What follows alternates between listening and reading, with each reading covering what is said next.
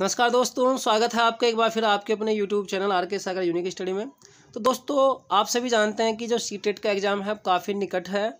तो अब ज़रूरत है कि आपका रिवीजन कराया जाए। तो जितना भी अब तक मैंने आपको पढ़ाया है मैं उसका बहुत ही फास्ट अब रिवीजन करा देता हूँ। ओके, तो चलिए देखते हैं आज की हम क्लास। जो हमारी क्लास है रिवीजन की, ये पहली क्लास होगी। ओके, फर्स्ट ही वीडियो है इसका। तो देखिए, पहला क्वेश्चन इसमें है, दृश्य श्रव्य सामग्री नाम लाभ है नास्ति। अर्थात इसमें पूछा जा रहा है दृश्य श्रव्य सामग्री का लाभ नहीं है। तो दृश्य श्रव्य सामग्री आप जानते ही हैं क्या होता है। ऐसी शिक्षण सहायक सामग्री जिसको आप देखकर और सुन करके क्या करते हैं, आप जो बच्चों को मतलब सिखाते हैं, जिसे बच्चे जो है देखकर सुन करके क्या करते हैं, सीखते हैं, उसे हम क्या कहते हैं, दृश्य श्रव्य सामग्री। ओके, तो फर्स्ट वाला ऑप्शन है सांस्कृतिक विकास है, बहुत ही सांस्कृतिक विकास होता है। सेकंड वाला ऑप्शन है स्थायी ज्ञान प्राप्ति, अर्थात इनसे स्थायी ज्ञान प्राप्त होता है। थर्ड वाला ऑप्शन है शिक्षण बिंदु नाम विकास, अर्थात शिक्षण बिंदु का विकास होता है। लास्ट वाला ऑप्शन है बाल का नाम रुचि उत्पन्न होती, बच्चों के अंदर रुचि उत्पन्न होती है। तो सही आंसर तो कौन सा हो जाएगा। तो देखिए, क्वेश्चन में पूछा गया है कि दृश्य श्रव्य सामग्री का लाभ इनमें से कौन सा नहीं है। तो देखिए, आपको पता है दृश्य श्रव्य सामग्री से जो ज्ञान प्राप्त होगा वो स्थायी होगा, अर्थात वो लंबे समय तक बच्चे को याद रहेगा। यदि हम बात करते हैं कि शिक्षण बिंदु का विकास होता है, तो इससे शिक्षण बिंदु का विकास भी होगा, बच्चों के अंदर इससे रुचि भी उत्पन्न होती है। ओके, लेकिन जो दृश्य श्रव्य सामग्री है इनसे सांस्कृतिक विकास नहीं होता है। तो आंसर कौन सा हो जाएगा यहाँ पर, फर्स्ट वाला ऑप्शन हो जाएगा, क्योंकि उसने पूछा है नहीं है, नास्ति उसने पूछा है। तो कौन सा आंसर हो जाएगा, फर्स्ट वाला ऑप्शन। ओके, तो स्क्रीनशॉट आप ले सकते हैं। चलिए देखते हैं क्वेश्चन नंबर 2। तो देखिए दोस्तों, क्वेश्चन नंबर 2 है, कक्षायां छात्राणाम अधिकाधिकम ज्ञानेन्द्रियाणाम सक्रियता केन भवति। क्वेश्चन नंबर 2 में पूछा जा रहा है कक्षा में छात्रों की अधिक से अधिक ज्ञानेंद्रियां सक्रिय केन भवति, अर्थात किससे होती हैं। तो कक्षा में छात्रों की अधिक से अधिक जो ज्ञानेंद्रियां हैं वो सक्रिय किससे होती हैं। फर्स्ट वाला ऑप्शन है दृश्य उपादानेन। तो ये से उपादानेन, इसकी जो एक ही जो मात्रा है इसको यहाँ से काट लेना, अर्थात दृश्य सामग्री से, श्रव्य उपादानेन अर्थात श्रव्य सामग्री से, और थर्ड वाला ऑप्शन है दृश्य श्रव्य उपादानेन दानेन अर्थात दृश्य श्रव्य सामग्री से, और लास्ट वाला ऑप्शन है न कोपी, इनमें से कोई सा भी नहीं। तो आपको पता है कि जो दृश्य श्रव्य सामग्री होगी है ना, क्या होगी, दृश्य श्रव्य सामग्री, इससे क्या होगी, जो छात्र हैं उनकी जो ज्ञानेंद्रियां अधिक से अधिक क्या होंगी, सक्रिय होंगी। क्योंकि इसमें आपको पता है बच्चों को अपने कान भी खोलने पड़ेंगे और देखना भी पड़ेगा, है ना। तो इससे जो है अधिक से अधिक ज्ञानेंद्रियां क्या होगी, सक्रिय होंगी, क्योंकि इसमें बच्चा क्या करेगा, देखेगा भी और सुनेगा भी। तो आंसर होगा थर्ड वाला ऑप्शन, है ना। तो इसमें तो केवल देखने की बात, और इसमें तक बच्चा केवल जो है देख कर ही ज्ञान प्राप्त करेगा, इसमें केवल सुनकर ज्ञान प्राप्त करेगा। इसमें जो बच्चा है वो देख भी रहा है और सुन भी रहा है, और देख करके सुन करके दोनों से क्या कर रहा है, ज्ञान प्राप्त कर रहा है। तो इसलिए कक्षा में जो छात्र हैं उनकी अधिक से अधिक ज्ञानेंद्रियां सक्रिय किससे होंगी, वो होंगी दृश्य श्रव्य उपादानेन अर्थात दृश्य श्रव्य सामग्री से, दोनों से, है ना। तो स्क्रीनशॉट आप ले सकते हैं। और प्लीज़ एक काम जरूर किया करें स्टूडेंट, प्लीज़ गाइज, आप वीडियो को लाइक नहीं करते हैं और शेयर भी नहीं कर रहे हैं आजकल। तो वीडियो को जल्दी जल्दी शेयर करें अपने साथियों में, जल्दी जल्दी से। मैं जो है, अगर आप जितना वीडियो को शेयर करेंगे उतने क्वेश्चन की मैं जो है जो संख्या है वो बढ़ा करके लेकर के आऊँगा। अगर आप वीडियो को शेयर करें ना तो 50-50 क्वेश्चन मैं डेली करवा दूँ आपके। बस आप वीडियो को शेयर नहीं कर रहे हैं, थोड़ा सा इसलिए मन नहीं करता फिर वीडियो बनाने का। क्वेश्चन नंबर 3 देखिए, 3 क्वेश्चन है, भाषा शिक्षणे भाषाया आत्म साक्षात्कारस्य सर्वाधिकम महत्वपूर्ण अंश अस्ति। इसमें पूछा जा रहा है भाषा शिक्षण में भाषा के आत्म साक्षात्कार के लिए सबसे अधिक महत्वपूर्ण अंश है। फर्स्ट वाला ऑप्शन है केवलम पठनम, सेकंड वाला ऑप्शन है केवलम लेखनम, थर्ड वाला ऑप्शन है केवल श्रवणम, और लास्ट वाला ऑप्शन है श्रवणम एवं पठनम अर्थात दोनों। तो इसी आंसर तो आपको मिल गया होगा। देखो, इसमें भी केवल है, इसमें भी केवल है, इसमें भी केवल है, और केवल कैसा टैग वर्ड है, एक नेगेटिव टैग वर्ड है। तो आंसर हो जाएगा फोर्थ वाला ऑप्शन, है ना, श्रवणम एवं पठनम। अगर क्या करना है, अगर जो है भाषा शिक्षण में क्या करना है, भाषा का जो है जो आत्म साक्षात्कार है वो लेना है ना, तो उसके लिए सबसे जो अधिक महत्वपूर्ण है वो हो जाएगा सुनना और पढ़ना, अर्थात श्रवणम एवं पठनम दोनों ही। ओके, और मंडे में मैं जो है टैग वर्ड की वीडियो लेकर के आऊँगा, पॉजिटिव और नेगेटिव टैग वर्ड, जो कि आपकी संस्कृत और हिंदी दोनों के लिए काम करेगी, संस्कृत पैडागोजी, हिंदी पैडागोजी। साथ ही जो आपका जो CDP होता है उसकी जो पैडागोजी होती है उसके लिए भी वो हेल्पफुल रहेगी। ओके, तो टैग वर्ड की वीडियो जरूर देखना, मंडे में अपलोड हो जाएगी शाम को 6 बजे। ओके, डेली तो अब आपकी क्लास हो रही है शाम को 6 बजे में। तो इसमें जो आंसर है फोर्थ वाला ऑप्शन हो जाएगा। क्वेश्चन नंबर 4 देखते हैं, स्क्रीनशॉट ले सकते हैं आप। तो देखिए स्टूडेंट, क्वेश्चन नंबर 4 है, अधोलिखितेषु महत्वपूर्ण शिक्षा साधनम अस्ति। इसमें पूछा जा रहा है कि निम्नलिखित में से महत्वपूर्ण शिक्षा का साधन है। फर्स्ट वाला ऑप्शन है श्यामपट्टम अर्थात श्यामपट्ट, सेकंड वाला ऑप्शन है चार्ट अर्थात चार्ट, थर्ड वाला ऑप्शन है ग्लोब और लास्ट वाला ऑप्शन है मॉडल। तो सही आंसर बता दीजिए स्टूडेंट कौन सा हो जाएगा। आपको मिल गया होगा सही आंसर तो कौन सा है। तो श्यामपट्ट जो होता है ये एक महत्वपूर्ण शिक्षा का साधन है। इसके अभाव में जो शिक्षण है वो क्या है, वो अधूरा है। तो श्यामपट्ट होना जो है कंपलसरी है ना। तो सबसे जो महत्वपूर्ण है वो कौन सा हो जाएगा, श्यामपट्ट। इसके अलावा आपको पता है ग्लोब, चार्ट, मॉडल, इनके बिना भी आप जो है कक्षा में जो है शिक्षण कर सकते हैं, पढ़ा सकते हैं। ओके, तो जो सबसे जो जरूरी है वो है श्यामपट्ट। तो आंसर हो जाएगा फर्स्ट वाला ऑप्शन। चलिए देखते हैं क्वेश्चन नंबर 5 क्वेश्चन है दृश्य श्रव्य सामग्रीभ्य लाभ है अस्ति। तो इसमें पूछा जा रहा है कि जो दृश्य श्रव्य सामग्री है उनका लाभ है।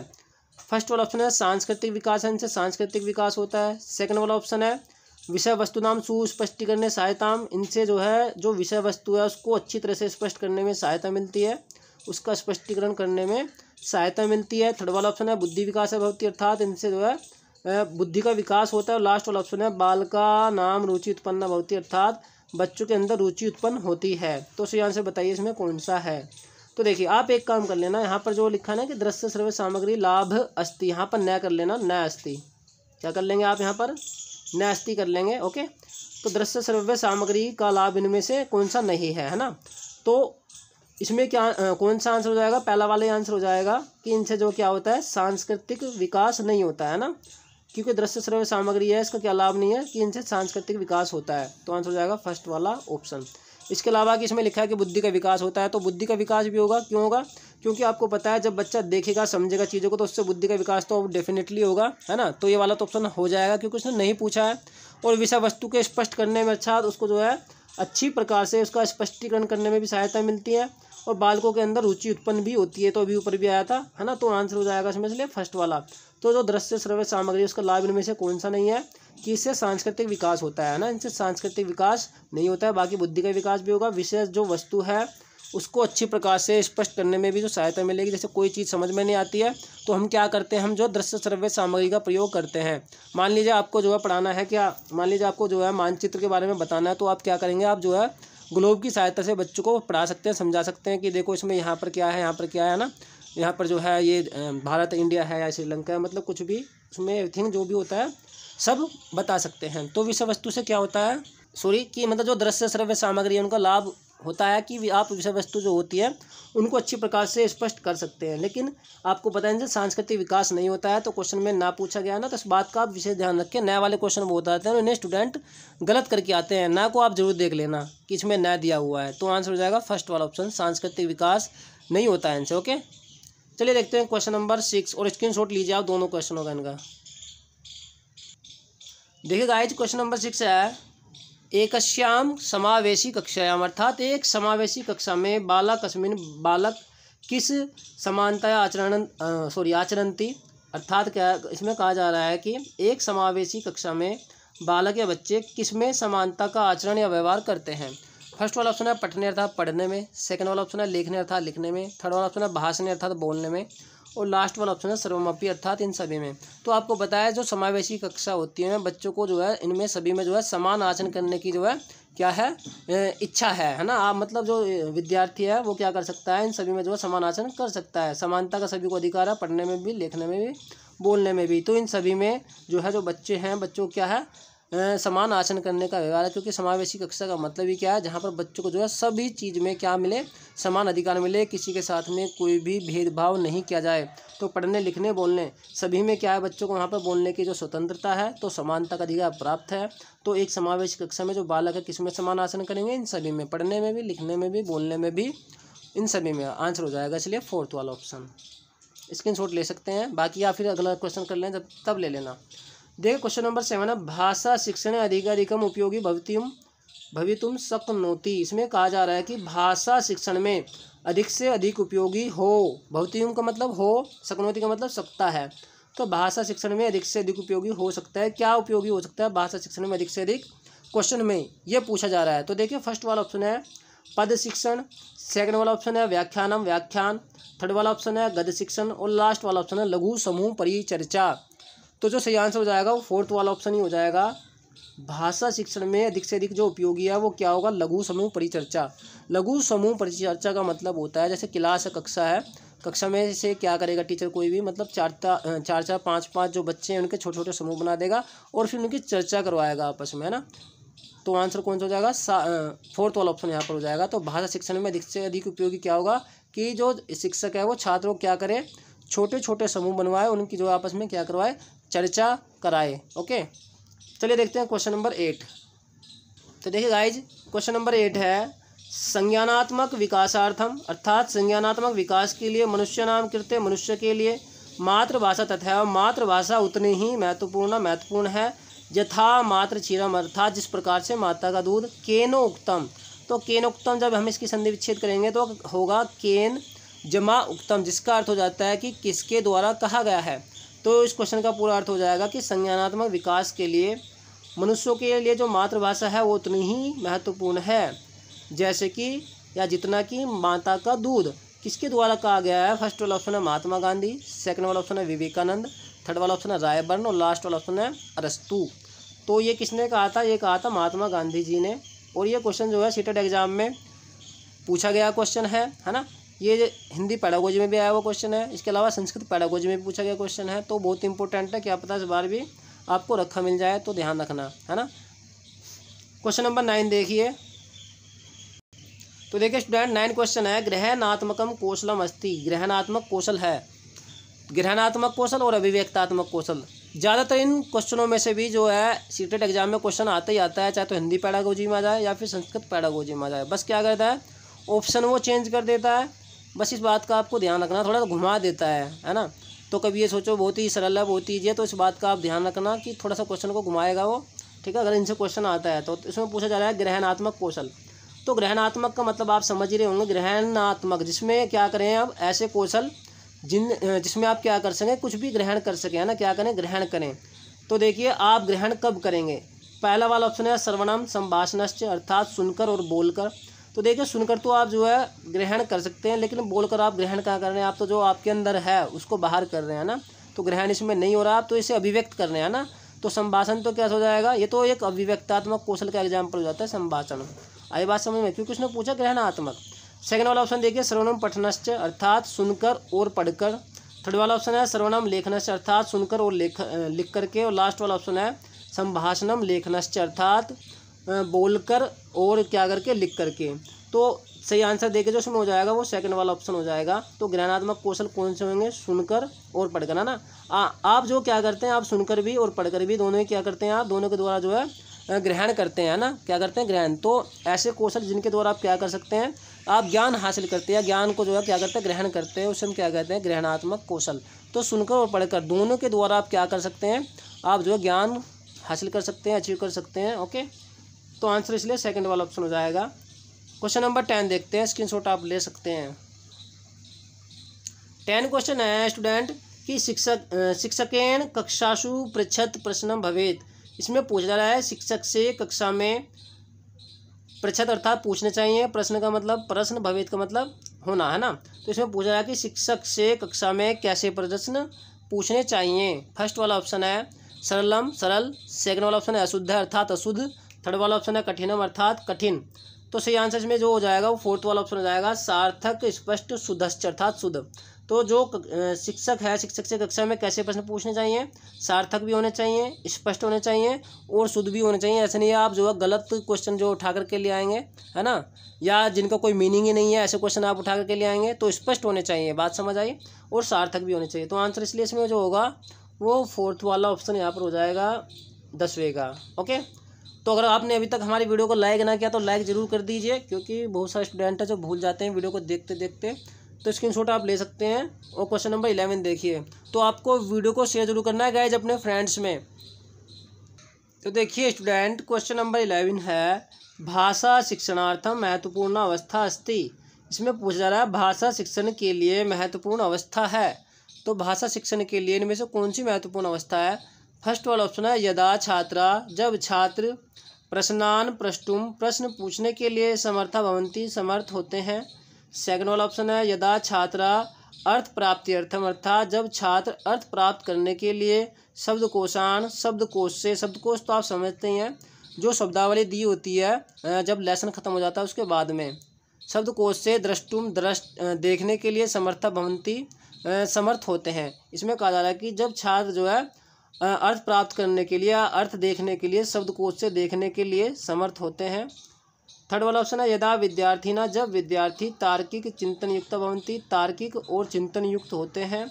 और लास्ट वाला ऑप्शन है यदा बाला, जब बालक भाषा अर्जने सक्षम भवंती, भाषा अर्जन करने में सक्षम होते हैं। तो देखिए क्वेश्चन में पूछा गया है भाषा शिक्षण के लिए महत्वपूर्ण अवस्था है, तो भाषा शिक्षण के लिए जो महत्वपूर्ण अवस्था होगी वो होगी कि जब छात्र जो है प्रश्न पूछने के लिए समर्थ होते हैं। तो आंसर फर्स्ट वाला ऑप्शन यहाँ पर हो जाएगा। आपको पता है कि जब छात्र जो है शब्दकोश से अर्थ देखने के लिए समर्थ होते हैं तो ये भाषा शिक्षण की महत्वपूर्ण अवस्था नहीं होगी, क्योंकि आपको पता है बच्चा अगर जो शब्दकोश से क्या करेगा, अर्थ को देखेगा तो उसको फिर भूल जाएगा तो देख करके। तो थर्ड वाला ऑप्शन भी नहीं होगा कि यदि विद्यार्थी जो है तार्किक चिंतन युक्त होते हैं, तो तर्क की तो बात इसमें की नहीं जा रही, तर्क और चिंतन की, ओके, क्योंकि भाषा शिक्षण की बात यहाँ पर हो रही है, कोई जो है गणित नहीं पढ़ाया जा रहा है कि आपको तर्क लगाना पड़ेगा, है ना। और यदि हम बात करते हैं फोर्थ वाले ऑप्शन की कि जब बालक भाषा अर्जन करने में सक्षम होते हैं, देखिए अगर छात्र जो है प्रश्न पूछने के लिए समर्थ होंगे ना तो बच्चा जो है भाषा अर्जन करने में सक्षम स्वयं ही हो जाएगा, है ना। तो क्या जरूरी है उसके लिए, जो जरूरी है वो ये है कि जब छात्र जो है अगर प्रश्न पूछने के लिए समर्थ हो गए तो यह भाषा शिक्षण की महत्वपूर्ण अवस्था हो जाएगी। तो जो ज़्यादा उपयुक्त ऑप्शन है ना वो फर्स्ट वाला ज़्यादा उपयुक्त है यदि हम कंपेयर करते हैं फोर्थ की और फर्स्ट की, है ना। हालांकि फोर्थ भी थोड़ा सही लग रहा है लेकिन इतना नहीं जितना होना चाहिए, जो फर्स्ट है वो ज़्यादा उपयुक्त है। तो सही जो आंसर है वो कौन सा हो जाएगा, फर्स्ट। स्क्रीनशॉट लीजिए स्टूडेंट जल्दी से, देखते हैं क्वेश्चन नंबर 12। तो देखिए स्टूडेंट क्वेश्चन नंबर 12 है प्रश्नेन अधिगमनेन, प्रश्नों के द्वारा, अधिगम से या सीखने से अभिप्राय है। तो क्वेश्चन की लैंग्वेज तो आपको समझ में आ गई। इसमें कहा जा रहा है कि अगर आप प्रश्नों के द्वारा अधिगम कर रहे हैं, है ना, तो उससे क्या अभिप्राय है। फर्स्ट वाला ऑप्शन है व्याख्या समय, अर्थात व्याख्या के समय में सार्थक ध्वनि नाम उच्चारणम, सार्थक ध्वनियों का उच्चारण। सेकंड वाला ऑप्शन है प्रश्न, अर्थात प्रश्नों के द्वारा समस्या नाम समाधानस्य प्रयास, अर्थात समस्या के समाधान का प्रयास कर रहे हैं। ये प्रश्नों के द्वारा अधिगम से जो सीख मतलब प्रश्नों के द्वारा जो अधिगम होता है उससे ये अभिप्राय है इसका। थर्ड वाला ऑप्शन है भाषा शिक्षणार्थम सिद्धांत प्रतिपादनम, भाषा शिक्षण के लिए जो सिद्धांत है उसका प्रतिपादन। लास्ट वाला ऑप्शन है व्यवस्थित रूप से विषय सामग्री या प्रस्तुति, विषय सामग्री की प्रस्तुति। तो देखिए जो सही आंसर हो जाएगा वो सेकंड वाला ऑप्शन यहाँ पर हो जाएगा, क्योंकि क्वेश्चन में पूछा गया है प्रश्नों के द्वारा अधिगम से अभिप्राय है। तो प्रश्नों के द्वारा जो अधिगम है उनसे क्या अभिप्राय होगा कि प्रश्नों के द्वारा समस्या के समाधान का प्रयास किया जा रहा है। अगर कोई छात्र प्रश्नों के द्वारा अधिगम कर रहा है तो उससे क्या अभिप्राय है कि वो प्रश्नों के द्वारा समस्या का समाधान प्रयास कर रहा है, सीधी सी बात है ना। तो आंसर हो जाएगा सेकंड वाला ऑप्शन। तो देखते हैं क्वेश्चन नंबर 13, आप स्क्रीनशॉट लीजिए। देखिए गाइज क्वेश्चन नंबर 13 है व्याकरणम कथम पठनीयम। इसमें पूछा जा रहा है व्याकरण कैसे पढ़ना चाहिए। फर्स्ट वाला ऑप्शन है संदर्भगत अभ्यासेन, संदर्भगत अभ्यास से। सेकंड वाला ऑप्शन है नियमय, अर्थात नियम के द्वारा। थर्ड वाला ऑप्शन है स्पष्ट व्याख्यानेन, अर्थात स्पष्ट व्याख्या से। और लास्ट वाला ऑप्शन है लिखित कार्येण, अर्थात लिखित कार्य के द्वारा। तो सही आंसर इसमें कौन सा हो जाएगा। तो स्टूडेंट देखिए जो व्याकरण है वो कैसे पढ़ना चाहिए, वो पढ़ना चाहिए संदर्भगत अभ्यास से, अर्थात संदर्भगत अभ्यास के द्वारा, है ना। संदर्भगत अभ्यास का मतलब ये है कि जहाँ पर व्याकरण की आवश्यकता है वहीं उसका यूज करना चाहिए। ऐसा नहीं है कि आप अनावश्यक जो उसका यूज करेंगे। जैसे मान लिया एक सेंटेंस है कि वह अपने घर जा रहा है, तो ये कैसा सेंटेंस है, ये वाक्य है हमारा सरल वाक्य है ना, वह अपने घर जा रहा है और वह अपने घर जा रहा है। आपने क्या कर दिया, आपने जो है उसमें प्रश्नवाचक चिन्ह लगा दिया, तो ये तो गलत हो गया ना, है ना। तो कहने का मतलब ये है संदर्भगत अभ्यास के द्वारा ही व्याकरण जो है पढ़ना चाहिए। ऐसा नहीं कि आप उसका अनावश्यक कहीं भी प्रयोग करेंगे। तो आंसर हो जाएगा फर्स्ट वाला, तो वो तो शुद्ध हो जाएगा ना। तो कहने का मतलब है तो व्याकरण तो फिर भी व्याकरण का मतलब ही क्या है, व्याकरण का अर्थ ये है कि जो बच्चा है, जो छात्र है, उसको जो है शुद्ध भाषा का ज्ञान हो, उसको शुद्ध पढ़ना है, शुद्ध लिखना भी आए। तो इसलिए जो आंसर है फर्स्ट वाला ऑप्शन यहाँ पर हो जाएगा। चलिए देखते हैं क्वेश्चन नंबर 14। तो स्टूडेंट क्वेश्चन नंबर 14 है शिक्षिका नव संदर्भेषु, शिक्षिका नए संदर्भों में भाषा या प्रयोगार्थम, भाषा प्रयोग के लिए छात्रेभ्य अवसरम ददात, छात्रों को अवसर देती है येन छात्रा, जिससे छात्र। तो क्वेश्चन में पूछा गया है कि शिक्षिका नए संदर्भों में भाषा प्रयोग के लिए छात्रों को अवसर देती है, जिससे छात्र। तो क्वेश्चन में ये पूछा गया है कि जो शिक्षिका है नए संदर्भों में भाषा के प्रयोग के लिए छात्रों को अवसर दे रही है, तो इससे छात्रों के अंदर क्या डेवलप होगा। फर्स्ट वाला ऑप्शन है प्रश्नान श्रुत्वा उत्तरम दद्यु, अर्थात प्रश्नों को सुन करके उत्तर दें। सेकंड वाला ऑप्शन है कविता नाम उच्चारणम कंठस्थीकरणम चाकुर्यु, अर्थात कविता का उच्चारण और उसे क्या करें, कंठस्थ करें। थर्ड वाला ऑप्शन है स्वयं अभिव्यक्ति कुर्यु, अर्थात स्वयं अभिव्यक्ति करें। और लास्ट वाला ऑप्शन है न कोपी, अर्थात इनमें से कोई सा भी नहीं। तो सही आंसर जो हो जाएगा वो थर्ड वाला ऑप्शन यहाँ पर हो जाएगा, स्वयं अभिव्यक्ति कुर्यु, अर्थात स्वयं अभिव्यक्ति करे। तो देखिए शिक्षिका क्या कर रही है, नए संदर्भों में भाषा प्रयोग के लिए छात्रों को अवसर दे रही है। तो इससे क्या होगा, जो छात्र हैं वो स्वयं अभिव्यक्ति कर सकेंगे, अर्थात जो भी उनके मन में बात है उसको अभिव्यक्त कर सकेंगे, उसको कह सकेंगे। तो इससे क्या होगा, इससे जो उनके अंदर जो मतलब भाषा विकास है, भाषा विकास की जो क्षमता है उसका तो इससे क्या होगा, भाषा की जो क्षमता है उसका विकास क्या होगा, अच्छे से हो जाएगा। ओके, तो आंसर इसमें कौन सा है, थर्ड वाला है, स्वयं अभिव्यक्ति कुर्यु। ठीक है, तो स्क्रीनशॉट आप ले सकते हैं।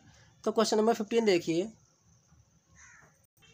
देखिए गाइस, क्वेश्चन नंबर 15 है श्रव्यम दृश्यम सामग्री अस्ति। इसमें पूछा जा रहा है कि श्रव्य दृश्य सामग्री है, तो बताइए इनमें से कौन सी श्रव्य दृश्य सामग्री है। फर्स्ट वाला ऑप्शन है दूरदर्शनम, सेकंड वाला ऑप्शन है संगणक अर्थात कंप्यूटर, थर्ड वाला ऑप्शन है उभय का अर्थ होता है दोनों, और लास्ट वाला ऑप्शन है न कोपी, इनमें से कोई सा भी नहीं। तो देखिए दूरदर्शन और संगणक अर्थात कंप्यूटर दोनों ही कैसी सामग्री हैं, श्रव्य दृश्य सामग्री। आप कंप्यूटर में आपको पता है कि साउंड भी उसमें होती है ना, और उसे आप देख भी सकते हैं, तो सुन करके और देख करके आप दोनों के द्वारा उससे ज्ञान हासिल कर सकते हैं। तो आंसर हो जाएगा इसमें थर्ड वाला ऑप्शन उभय का अर्थ होता है दोनों। इस शब्द को जो है याद कर लीजिए, क्योंकि कई जगह इसका जो है यूज किया गया है सीटेट एग्जाम में, कई बार मैंने इसको देखा है जहाँ पर उभय शब्द यूज हुआ है। तो दोनों जहाँ ऑप्शन में आता है कहीं कहीं उभय आपको लिखा मिलेगा, और अगर आपको नहीं पता है इसका अर्थ क्या है तो हो सकता है आप जो है आता हुआ क्वेश्चन गलत करके आए, है ना। तो जो कुछ नए से शब्द आए इनका मीनिंग आपको पता होना चाहिए। हालांकि मैंने जो है अपनी जितनी भी वीडियो अपलोड किया है यूट्यूब पर, सभी में आपको अच्छे से संस्कृत की हिंदी जो है वो एक्सप्लेन किए हैं, है ना। तो जितने भी स्टूडेंट हमारे इस वीडियो को देख रहे हैं वो कमेंट बॉक्स में कमेंट करके बताएंगे क्या मैं सही कह रहा हूँ, मैंने आपको जो संस्कृत की जो हिंदी है वो अच्छे से ट्रांसलेट की है या नहीं है।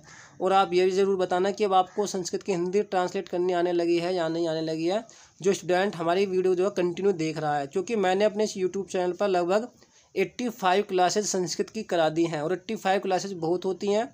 अगर आप उन सारी क्लासों को देख लेंगे, मैं निश्चित तौर से कह सकता हूं कि आप जो है संस्कृत में बहुत ही अच्छा स्कोर करेंगे। ओके, बाकी आपके जो माइंड है उसकी क्षमता पर जो डिपेंड करता है कि आपने उसको कैसे पढ़ा है। आई बात समझ में। ओके, क्योंकि मेरा तो देखिए पर्पज़ ये है कि आपकी जो संस्कृत है उसको अच्छा कराना, उसको अच्छे से समझाना, है ना। क्योंकि आप पैडागोजी तो सभी पढ़ते हैं, हिंदी पैडागोजी है, इसके अलावा CDP है, तो पैडागोजी तो आपको सभी को पता है। यहाँ पर मुझे सिर्फ आपको जो क्या सिखाना है, आपको हिंदी ट्रांसलेट करनी तो सिखानी है, बाकी जो कुछ नए शब्द आ रहे हैं उनको मैं आपको बता ही रहा हूँ। क्लियर। चलिए देखते हैं क्वेश्चन नंबर 16 क्वेश्चन है शिक्षक कक्षायाम पाठ्य पुस्तक से सक्रिय बोधनार्थम प्रेरयितुमिच्छति। इसमें कहा जा रहा है कि शिक्षक, एक मिनट रुकिए, अभी क्वेश्चन कट रहा है, पूरा कर लेते हैं पहले से मैं इसको। देखिए एक बार शुरू से, शिक्षक कक्षा में पाठ्य पुस्तक के सक्रिय बोध के लिए या सक्रिय समझ के लिए, प्रेरयितुम का मतलब है प्रेरित करना, इच्छति करता होता है चाहता है। तो शिक्षक कक्षा में पाठ्य पुस्तक के सक्रिय समझ के लिए, सक्रिय ज्ञान के लिए, सक्रिय बोध के लिए प्रेरित करना चाहता है। तस्य कृत्य एतद महत्वपूर्ण यत छात्रा, उसके लिए यह महत्वपूर्ण है कि जिससे जो छात्र हैं वो क्या करें। फर्स्ट वाला ऑप्शन है पुस्तिकायाम उत्तराणि लिखन्तु, पुस्तिका में उत्तर लिखें। क्या वो इसलिए प्रेरित कर रहा है, अगर ऐसा प्रेरित वो मतलब अगर जो शिक्षक है ना, वो कक्षा में अगर पाठ्य पुस्तक के सक्रिय ज्ञान के लिए वो प्रेरित कर रहा है, तो पुस्तिका में उत्तर लिखने से क्या जो छात्र हैं, जो विद्यार्थी हैं, उनका जो ज्ञान है क्या वो सक्रिय हो जाएगा, तो नहीं होगा। यदि बात करते हैं सेकंड वाले ऑप्शन की कि स्वयं प्रश्नान पृच्छन्तु, अर्थात स्वयं प्रश्न पूछे। थर्ड वाला ऑप्शन है शिक्षकेन प्रश्नान पृष्ठान, अर्थात शिक्षक से प्रश्न पूछे। ध्यानेन श्रवन्तु, और ध्यान से सुने। और लास्ट वाला ऑप्शन है उपरोक्तम सर्वमपि, अर्थात उपरोक्त सभी। तो सही आंसर बताइए स्टूडेंट कौन सा होगा। वैसे मैंने पहले भी ये क्वेश्चन कराया है, इसका आंसर आप कमेंट बॉक्स में हमें बताएंगे। बाकी जब मैं नेक्स्ट वीडियो लेकर के आऊँगा उसमें इसका आंसर बताऊँगा। ओके, इसका आंसर आप कमेंट बॉक्स में बताएंगे। चलिए देखते हैं क्वेश्चन नंबर 17 तो देखिए स्टूडेंट, क्वेश्चन नंबर 17 है, अभिव्यक्तात्मकम कौशलम संति, अर्थात अभिव्यक्तात्मक कौशल हैं तो कौन से हैं। अभिव्यक्तात्मक का मतलब तो आपको पता ही है कि ऐसे कौशल जिनके द्वारा जो छात्र हैं अपनी बात को अभिव्यक्त कर सकें, दूसरे वाले मतलब जो सामने वाला व्यक्ति है, दूसरा व्यक्ति है, उस तक पहुंचा सके। तो फर्स्ट वाला ऑप्शन है श्रवणम पठनम च। तो ये पहले भी आया था, मैंने आपको बताया था, सुन करके और पढ़ करके आप क्या करते हैं, आप दूसरे की बात को या तो ग्रहण करते हैं या समझते हैं। आई बात समझ में। या आप ये कह सकते हैं कि आप क्या करते हैं, आप जो है ज्ञान हासिल करते हैं। ओके, सुन करके भी और पढ़ करके भी। आई बात समझ में। तो ये तो कैसे कौशल हैं, ये तो ग्रहणात्मक कौशल हैं। इसमें बात किसकी की जा रही है, अभिव्यक्तात्मक की। तो सेकंड देखते हैं, संभाषणम लेखनम च, अर्थात बोलना और लिखना। तो देखिए, बोल करके तो आप अभिव्यक्त कर सकते हैं अपनी बात को, और लिख करके भी तो कर सकते हैं, है ना। यदि हम बात करते हैं थर्ड वाले ऑप्शन की कि श्रवणम लेखनम च, तो सुन करके तो आप क्या कर रहे हैं, आप किसी की बात को ग्रहण कर रहे हैं, समझ रहे हैं। यदि लिख करके तो आप बता रहे हैं, तो ये वाला तो होगा नहीं। यदि हम बात करते हैं फोर्थ वाले की कि वदनम पठनम च, अर्थात बोलना और पढ़ना।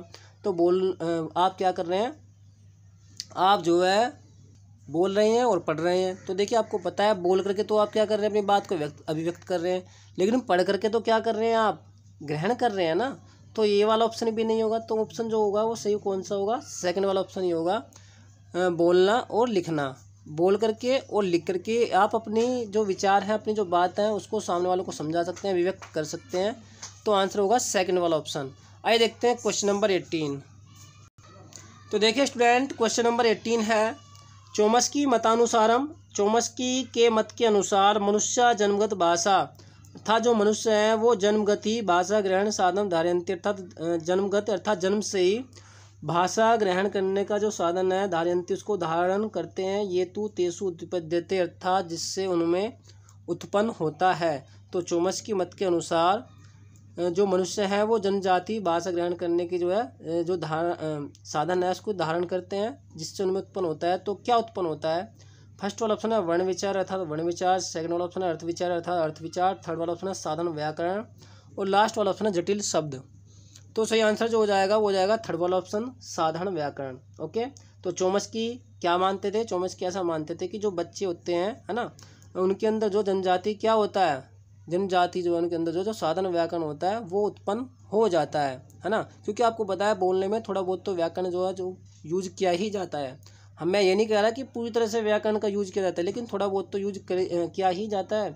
तो आंसर होगा साधारण व्याकरण। इससे उनके अंदर क्या उत्पन्न हो जाता है, छात्रों के अंदर, बच्चों के अंदर साधारण व्याकरण क्या उत्पन्न हो जाता है, साधारण व्याकरण हो जाता है। जब बच्चा जो है जन्म से जो मतलब पैदा होता है तो उसके अंदर क्या होता है, साधारण व्याकरण होता है। क्या होता है, साधारण व्याकरण उत्पन्न होता है। जैसे वो क्या करना शुरू करता है, जैसे वो बोलना शुरू करता है तो उसके अंदर क्या उत्पन्न होता है, साधारण व्याकरण। तो आंसर होगा थर्ड वाला ऑप्शन।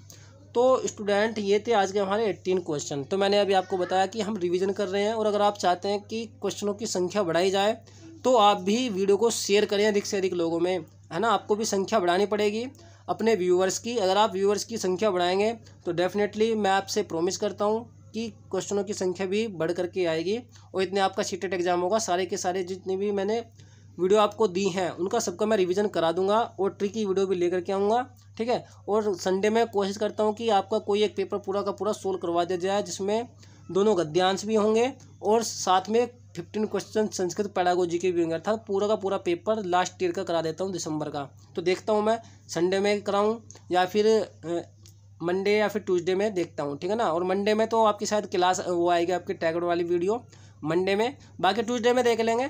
आपका जो पेपर है इसको ट्यूसडे में करा देंगे। ओके, तो दोस्तों बताइए ज़रूर आप कमेंट के माध्यम से आपको आज की हमारी क्लास कैसी लगी। तो दोस्तों मैं मिलता हूँ आपको ऐसी ही एक और नेक्स्ट क्लास में। तब तक के लिए नमस्कार, जय हिंद, जय भारत, पढ़ते रहिए और अपना ख्याल रखिए।